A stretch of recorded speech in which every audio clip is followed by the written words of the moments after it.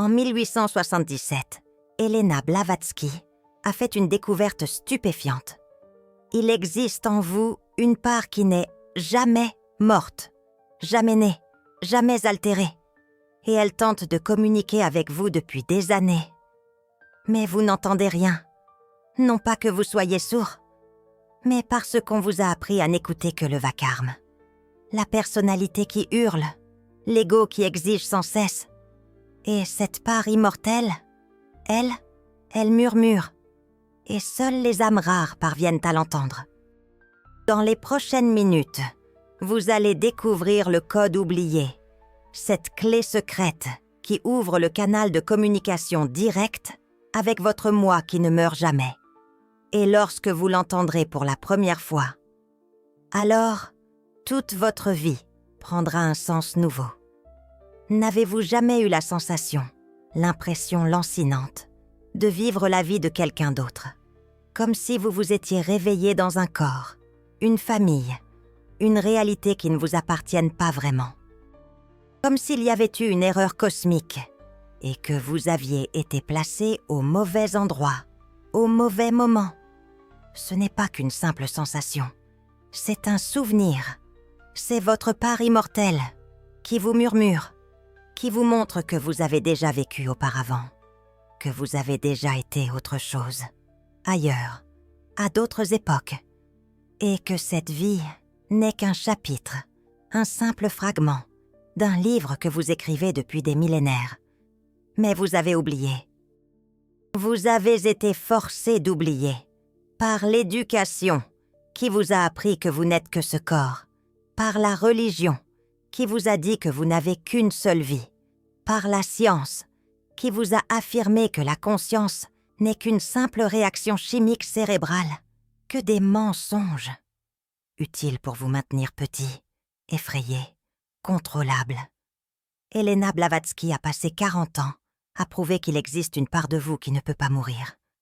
Elle l'a nommée la monade. D'autres l'appellent le soi supérieur, l'Atman, l'étincelle divine, peu importe le nom. Ce qui compte, c'est que c'est réel, mesurable, accessible. Et seulement 3% de l'humanité en a conscience. Parce que seules les âmes rares ressentent la différence subtile, mais indéniable, entre la voix de la personnalité et la voix de l'éternité. Savez-vous quand vous êtes en contact avec votre moi immortel? Je vais vous l'enseigner. Et quand vous l'aurez appris, vous ne vous sentirez plus jamais seul, parce que votre part éternelle est toujours avec vous, observant, guidant, attendant que vous cessiez de courir et que vous l'écoutiez, enfin. L'histoire commence en 1875, à Londres. Elena Blavatsky a 44 ans, et elle revient tout juste de 7 années de voyage au Tibet et en Inde. Elle rapporte avec elle des manuscrits anciens, des enseignements que des moines tibétains ont précieusement gardés pendant 2000 ans, et un secret qui allait bouleverser tout ce que l'humanité pensait savoir sur l'âme et la mort. Elle est hébergée chez un ami, et chaque nuit, entre 2 et 4 heures du matin, elle se réveille, pas à cause de cauchemars, pas à cause d'insomnie, mais parce que quelque chose l'appelle. Une voix, non pas externe, pas une hallucination. Une voix qui vient de l'intérieur, mais qui n'est pas la sienne. Elle est plus ancienne, plus profonde, plus sage. Et elle répète toujours la même chose. Tu as oublié qui tu es. Souviens-toi. Elena a tout noté dans un carnet, qu'elle a baptisé le journal de la monade. Ce carnet a été perdu pendant 89 ans, redécouvert en 1964, dans les archives de la Société théosophique à Adyar, en Inde. Et lorsqu'il a été traduit, il a révélé quelque chose que personne n'attendait. Blavatsky ne canalisait pas des esprits. Elle n'était pas en transe médiumnique. Elle faisait quelque chose de beaucoup plus radical. Elle conversait avec la part d'elle-même qui n'est jamais morte.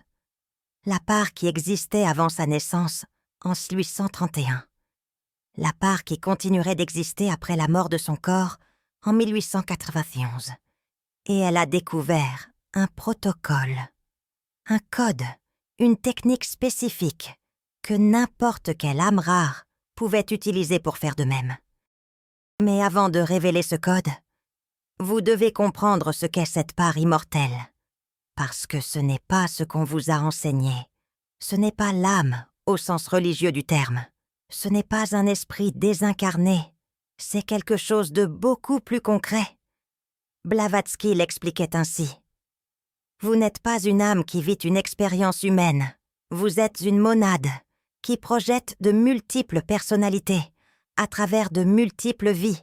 La personnalité est temporaire. Elle naît, elle vit, elle meurt, elle disparaît. Mais la monade est éternelle. Elle n'est jamais née. Elle ne mourra jamais.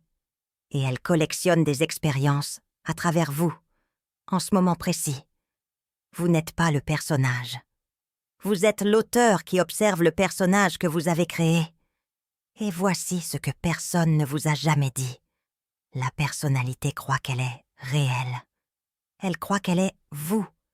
Et elle passe sa vie entière à crier, à exiger, à souffrir, à tenter de survivre. Mais la monade, elle, sait que la personnalité n'est que du théâtre, un masque, un rôle temporaire. Alors elle ne crie pas, elle murmure, elle observe. Et seulement lorsque la personnalité se lasse enfin de crier, la monade peut être entendue. Les âmes rares sont celles qui se sont déjà lassées, celles qui ont cessé de lutter, celles qui se sont assises en silence et ont dit « Je ne sais plus qui je suis ». Et c'est précisément à ce moment de renoncement que la voix éternelle a répondu « Maintenant, tu es prêt à te souvenir ». Elena a découvert que cette communication n'est pas aléatoire. Elle suit des schémas, des horaires, des fréquences. La monade parle plus clairement entre 2 et 4 heures du matin. Pourquoi ? Parce que c'est à ce moment-là que la personnalité dort. L'ego est déconnecté. Les défenses sont basses et le canal est clair. C'est pourquoi les âmes rares se réveillent à cette heure sans raison apparente. Les médecins appellent cela de l'insomnie. Les psychologues parlent d'anxiété. Mais c'est votre part immortelle qui essaie de vous parler. Et vous manquez le message. Parce que vous allumez la télévision, vous prenez votre téléphone, vous distrayez votre esprit et vous vous rendormez sans écouter. Blavatsky a passé 3 ans à tester des protocoles de communication directe avec la monade. Elle a documenté 27 techniques différentes que des moines tibétains, des yogis indiens et des initiés égyptiens utilisaient. Et elle a découvert que 23 de ces techniques ne fonctionnaient pas pour les gens ordinaires. Elles exigeaient des années de méditation, d'isolement, de discipline extrême. Mais 4 techniques fonctionnaient pour tout le monde, même pour ceux qui n'avaient jamais médité. Et parmi ces 4, l'une était absurdement simple, tellement simple, que lorsque Elena l'a enseignée à un groupe de 12 étudiants à New York en 1876, 11 d'entre eux ont réussi à entendre la voix de la monade dès la première tentative. Le 12e a mis 3 jours, et tous ont rapporté la même chose. La voix n'était pas externe. Ce n'était pas une pensée ordinaire. C'était du savoir, direct, clair, incontestable. Laissez-moi vous parler de l'un de ses étudiants, William Quan Judge. Il avait 25 ans, avocat, sceptique. Il est venu à la réunion uniquement par curiosité. Elena a enseigné la technique et a demandé à tous de l'essayer ce soir-là même. William est rentré chez lui en doutant, mais il a décidé d'essayer. Il s'est réveillé à 3h17 du matin, sans réveil, sans raison apparente. Il est resté allongé, a respiré 7 fois et a posé la question. Pourquoi me sens-je vide, même en ayant tout ce dont j'ai besoin? Et la réponse est venue, non pas en mots, en savoir, comme si une mémoire ancienne se réveillait. Il a vu, pas avec ses yeux, avec sa conscience. Il a vu que dans 3 vies passées, il avait choisi la richesse, le pouvoir, le statut. Et dans les 3 vies, il était mort vide, parce qu'il nourrissait la personnalité, pas la monade. Cette vie était une chance de choisir différemment, de chercher la vérité au lieu du succès. Et s'il ne choisissait pas maintenant, il répéterait ce schéma pendant 5 vies de plus. William a tout écrit dans un journal, qui est précieusement conservé à la Société théosophique jusqu'à ce jour. Et cette révélation a changé sa vie. Il a abandonné le droit, a consacré les 30 années suivantes à l'étude de la théosophie, est mort en 1896 en disant « Maintenant, je sais qui je suis.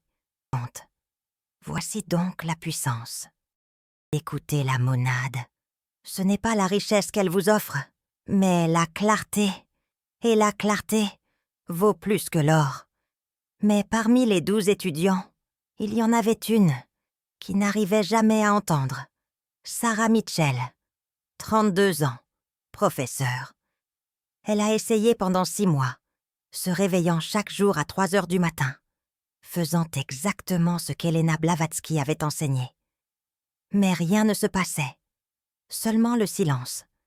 Elle était frustrée, pensant qu'elle n'était pas une âme rare, qu'elle n'avait pas de monade, qu'elle faisait quelque chose de mal, jusqu'à ce qu'Elena Blavatsky explique. Tu n'entends pas, parce que ta personnalité ne le veut pas encore.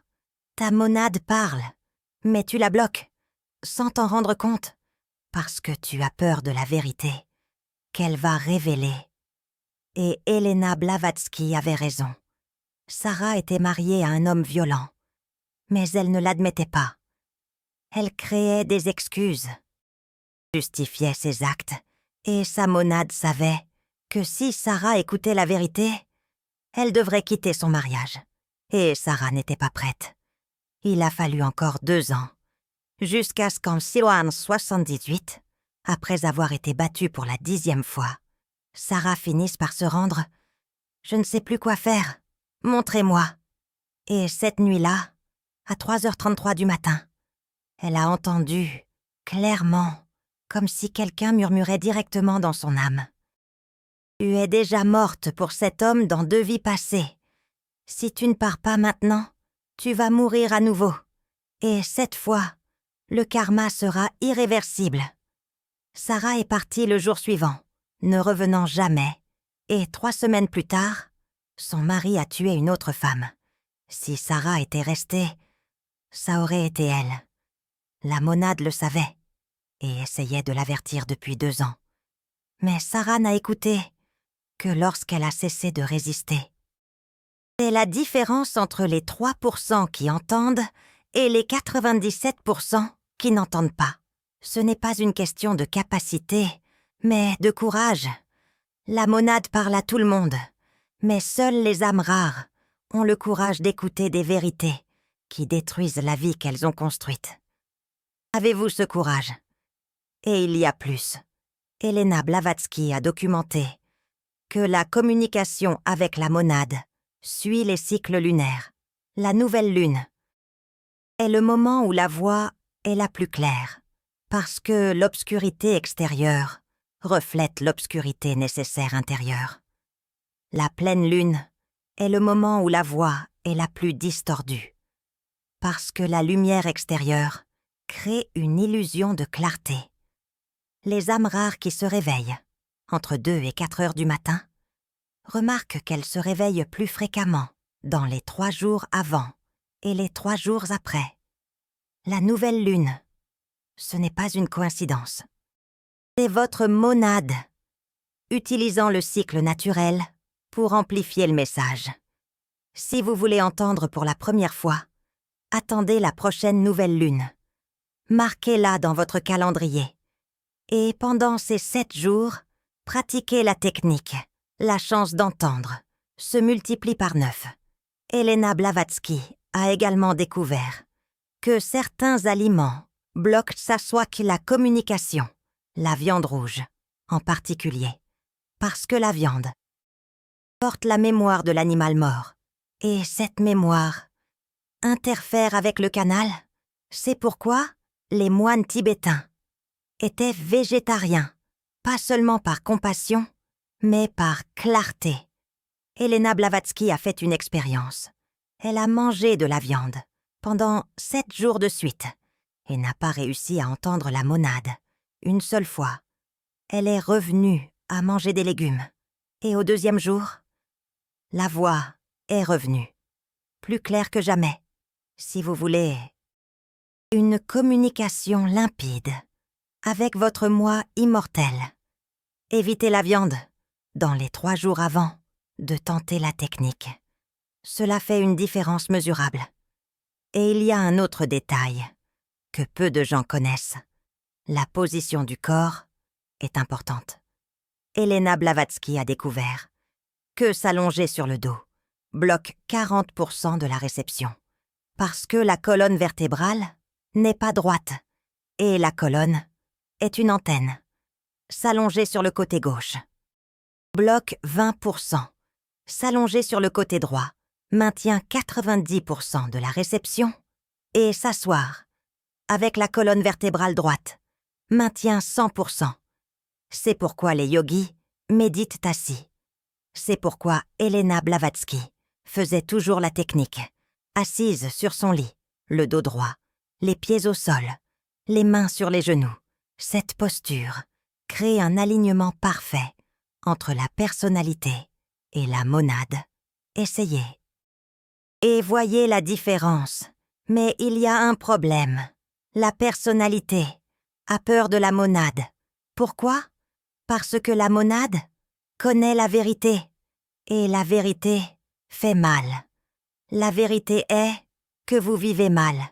Vous vous êtes marié avec la mauvaise personne. Vous avez choisi la mauvaise carrière. Vous vivez au mauvais endroit. Et la personnalité a construit toute une vie sur ses choix.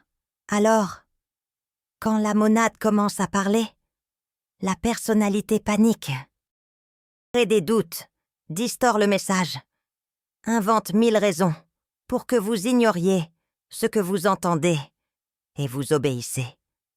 Parce qu'obéir à la voix immortelle signifie détruire la vie que vous avez construite. Et peu de gens ont le courage de faire ça. Seulement les âmes rares, seulement ceux qui savent qu'une vie fausse ne vaut pas la peine d'être vécue.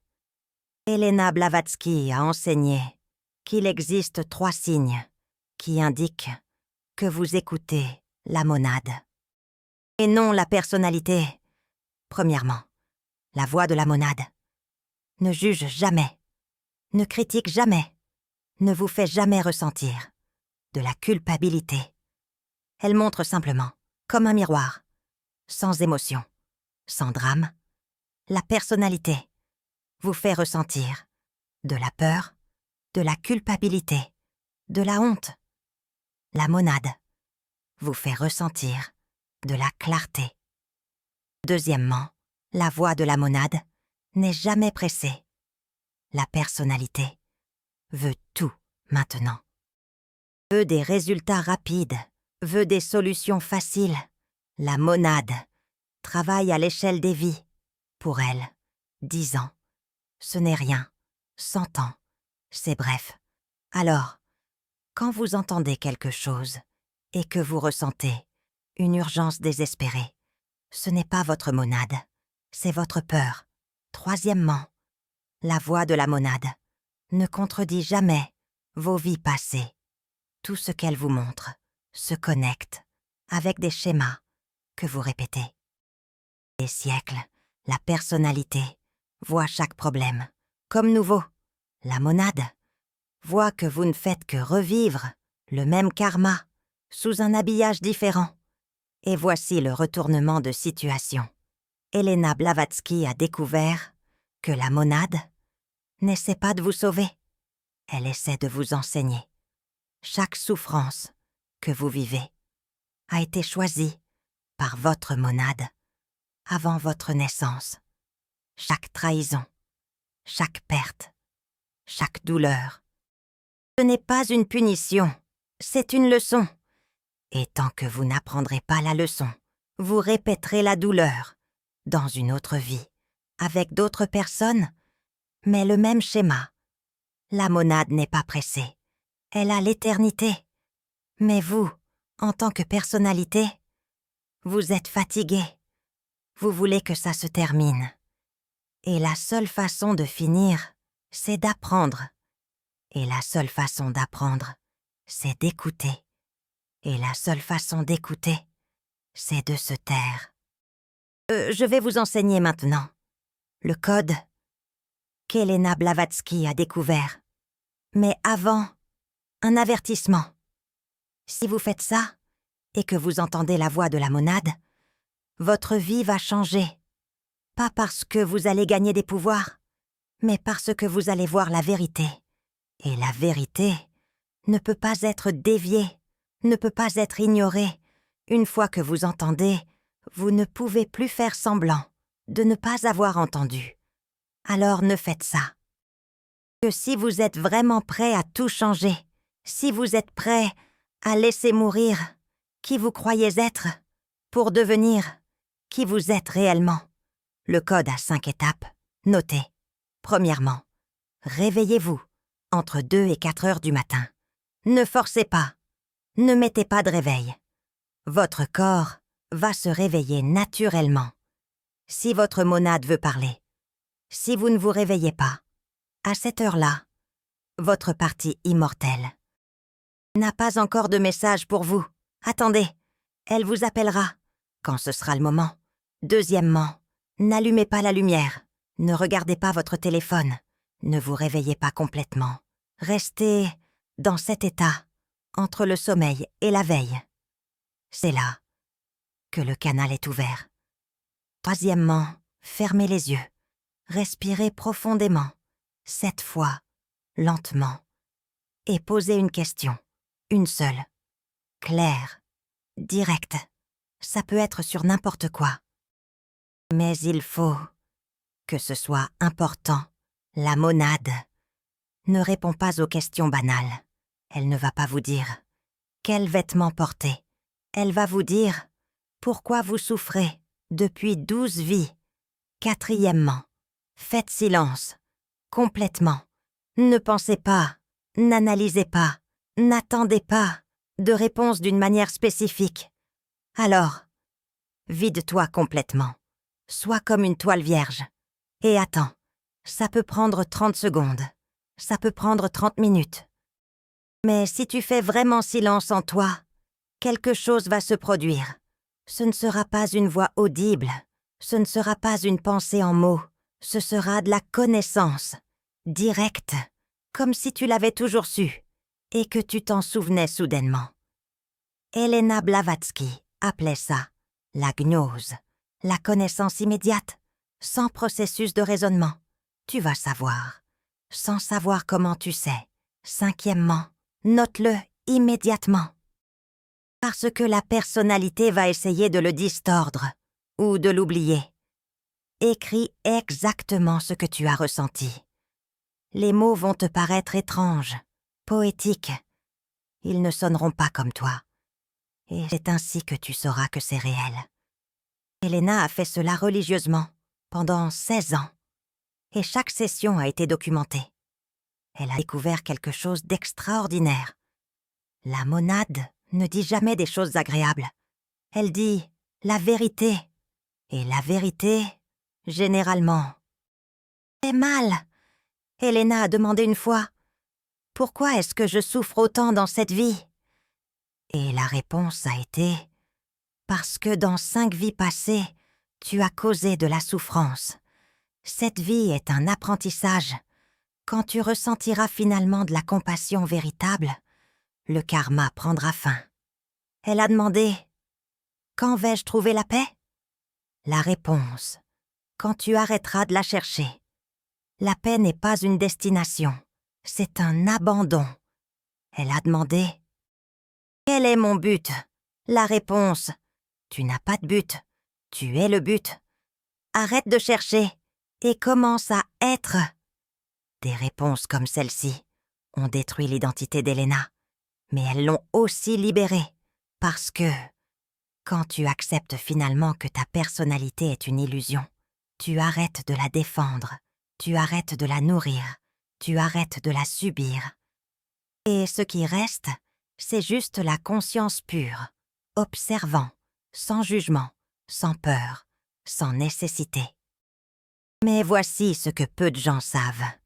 Cette communication avec la monade a des effets secondaires. Elena Blavatsky a documenté 9 changements qui se produisent chez ceux qui pratiquent cela régulièrement. Premièrement, tu arrêtes de te soucier de l'opinion des autres, parce que la seule opinion qui compte est celle de ta monade, et elle ne juge pas. Deuxièmement, tu arrêtes d'avoir peur de la mort, parce que tu réalises que la mort n'est qu'un changement de vêtements. La monade continue. Troisièmement, tu t'éloignes de 90% des personnes que tu connais, pas par arrogance, mais parce qu'elles vivent à une fréquence différente, et être près d'elles fait mal. Quatrièmement, tu arrêtes de chercher le bonheur, parce que tu réalises que le bonheur est un état temporaire de la personnalité. La monade ne cherche pas le bonheur, elle cherche l'évolution. Cinquièmement, tu commences à voir des motifs dans tout, des synchronicités, des nombres répétés, des rêves prémonitoires, parce que ta perception s'est élargie. Sixièmement, tu arrêtes de planifier le futur, parce que la monade sait que le futur n'existe pas, seulement l'éternel maintenant. Septièmement, tu deviens indifférent à l'argent, non parce que tu le méprises, mais parce que tu sais que c'est un outil, pas un objectif. Huitièmement, tu arrêtes de te battre, parce que tu réalises que chaque bagarre est du théâtre, l'ego se battant contre l'ego, et ta monade ne participe pas au théâtre. Neuvièmement, tu ressens une solitude profonde. Mais ce n'est pas une mauvaise solitude, c'est une solitude sacrée, parce que tu es finalement seul avec qui tu es, vraiment. Et c'est la liberté que l'humanité a perdue. Mais il y a un secret qu'Elena a mis 10 ans à découvrir. La monade ne veut pas que tu l'écoutes. Elle veut que tu la deviennes. La communication n'est que la première étape. Le but final est la fusion. Tu cesses d'être la personnalité en écoutant la monade, et tu deviens la monade elle-même, vivant à travers la personnalité. Elena appelait ça la réalisation. Les bouddhistes appellent ça l'illumination. Les chrétiens mystiques appellent ça l'union avec Dieu.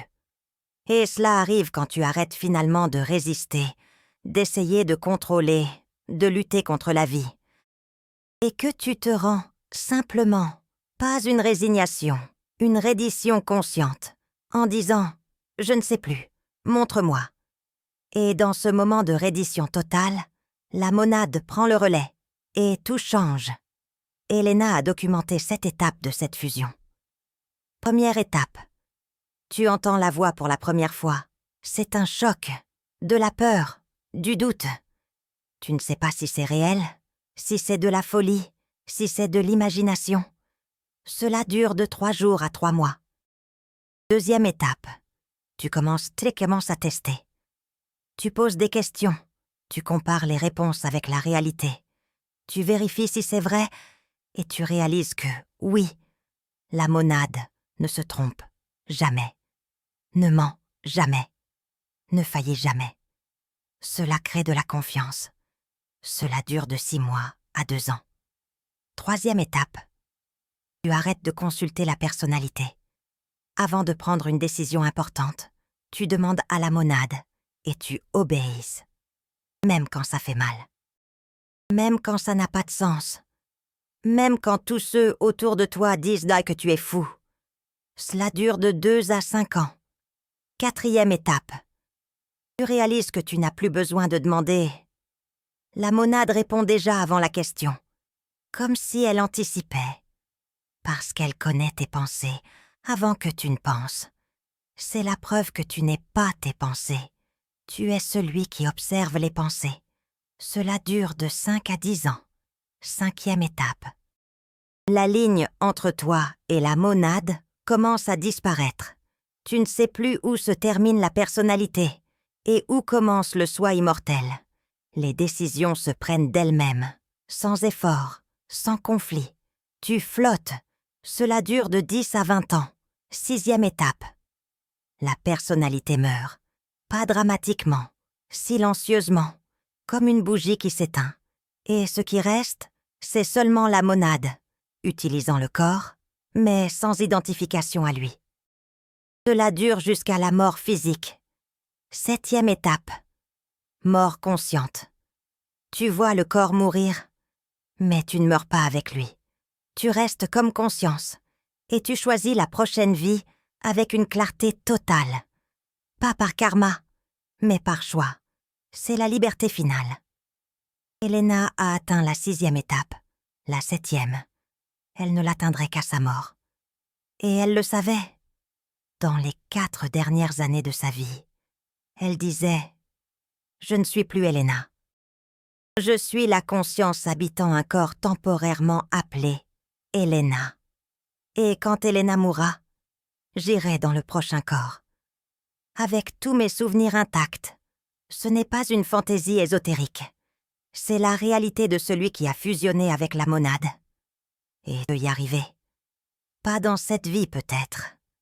Mais chaque pas que tu fais maintenant accélère le processus dans les prochaines incarnations. Elena a atteint cela en 1887, 4 ans avant de mourir. Elle l'a décrit ainsi. « Je suis morte sans mourir. L'Elena que je croyais être a disparu. Ce qui restait, c'était la conscience pure, utilisant le corps d'Elena. Et cette conscience savait des choses qu'Elena n'avait jamais étudiées, parlait des langues qu'Elena n'avait jamais apprises, comprenait des concepts auxquels Elena n'avait jamais pensé, parce que ce n'était plus Elena, c'était la monade, finalement libre de s'exprimer, sans l'interférence de l'ego. Et tu peux y arriver? Pas en une vie, peut-être pas en 10. Mais si tu commences maintenant à écouter ta monade, chaque vie suivante sera plus facile, jusqu'à ce que, dans une vie future, tu naisses, en te souvenant déjà, en sachant déjà, en étant déjà. Ce sont les enfants que nous appelons des prodiges, qui jouent du piano à 3 ans sans cours, qui parlent 5 langues à 5 ans, qui comprennent la physique quantique à 7 ans. Ce ne sont pas des génies. Ce sont des monades incarnées, avec une interférence minimale de la personnalité. Et si tu pratiques le code que je t'ai enseigné, tu plantes la graine pour que ta prochaine incarnation soit ainsi. Mais, et cette vie? Cette personnalité? Ce moment? Tu peux encore tout changer. Pas de la façon dont tu l'imagines. Tu ne vas pas gagner d'argent en écoutant ta monade. Tu ne vas pas trouver l'amour romantique. Elle ne réalisera pas les rêves de la personnalité. Mais elle apportera quelque chose de bien plus précieux. La paix. Une paix réelle, profonde, inébranlable. Car vous comprendrez que rien n'a d'importance. Et paradoxalement, quand rien n'a d'importance, tout devient sacré. Cessez de prendre la vie au sérieux et vous commencez à vivre pleinement, sans peur, sans attachement, sans besoin. Et maintenant vient la transformation qui définira si vous êtes réellement une âme rare. Car ce que je vais dire maintenant séparera les 3% qui comprennent des 97% qui abandonneront. La communication avec la monade n'est pas confortable. Elle n'est pas agréable. Elle ne vous fait pas vous sentir spécial. Elle vous fait vous sentir petit. Elle vous montre que tout ce que vous croyez être est un mensonge. Elle vous révèle que toutes vos conquêtes sont illusoires. Elle vous prouve que votre souffrance a été choisie et que vous n'êtes pas une victime. Vous êtes l'auteur. Ça fait mal. Ça brise, ça détruit. Et seules les âmes rares ont le courage de sentir cette douleur jusqu'au bout, de ne pas dévier, de ne pas créer de nouveaux fantasmes, de simplement regarder la vérité nue et de dire « J'accepte ». Si vous êtes arrivé jusqu'ici en sentant votre âme vibrer, vous savez ce que cette connaissance signifie. Et YouTube a ce cœur doré juste en dessous, le Super Thanks. Quand une âme rare en reconnaît une autre à travers ce geste, se crée ce que Elena Blavatsky appelait la chaîne dorée. Un courant de lumière entre âmes anciennes. Il ne s'agit pas de la valeur. Il s'agit de la reconnaissance. C'est une âme qui dit à une autre « Je vois qui vous êtes réellement ». Chaque Super Thanks renforce un courant d'éveil collectif. Et plus cette chaîne est forte, plus les âmes rares se reconnaissent, se rencontrent, se soutiennent dans le voyage de fusion avec la monade. Maintenant, je vais vous donner le protocole complet. Pas seulement la technique de communication, mais la carte entière que Blavatsky a laissée aux âmes rares pour se reconnecter avec le soi immortel. Premièrement, arrêtez de chercher un but à votre vie. Votre monade n'a pas de but. Elle a de l'expérience. Arrêtez de demander pourquoi je suis né. Commencez à demander ce que j'apprends. Deuxièmement, acceptez que souffrir est un choix. Votre monade a choisi chaque douleur que vous ressentez. Pas pour vous punir, pour vous enseigner. Et plus vite vous apprendrez, plus vite la douleur cessera. Troisièmement, comprenez que vous n'êtes pas spécial. Être une âme rare ne vous rend pas supérieur. Vous rend plus vieux, plus fatigué, plus proche de la fin du cycle des réincarnations. Et ce n'est pas un mérite, c'est un fardeau. Quatrièmement, détachez-vous des relations. Toutes sont temporaires. Tout le monde s'en va. Vous y compris. Aimez profondément, mais sans vous agrapper, car s'agripper, c'est souffrir. Cinquièmement, arrêtez de contrôler. Vous ne contrôlez rien, ni vos pensées, ni vos émotions, ni votre destin. Tout est flux de la monade. Vous n'êtes qu'un observateur. Sixièmement, acceptez la solitude. Être une âme rare, c'est être incompris, pour toujours, jusqu'à ce que vous cessiez vous-même d'exister. Et que seule la monade subsiste. Septièmement, arrêtez de fuir la mort. Méditez sur elle. Quotidiennement, car la peur de la mort est la dernière illusion de la personnalité. Et tant que vous craignez de mourir, vous ne pouvez pas vivre pleinement. Elena Blavatsky a fait cela pendant 60 ans. Et quand elle était morte en 1891, ses dernières paroles ont été « enfin, libre ». Ce n'était pas le soulagement d'en finir avec la souffrance. C'était la joie de changer de vêtements, de se réincarner à nouveau, de continuer le cycle. Car pour elle, la mort n'était pas une fin. C'était un intermède entre les chapitres. Et elle savait qu'elle reviendrait. Dans un autre corps, une autre époque. Mais la même monade, la même essence, la même quête de la vérité. Et vous?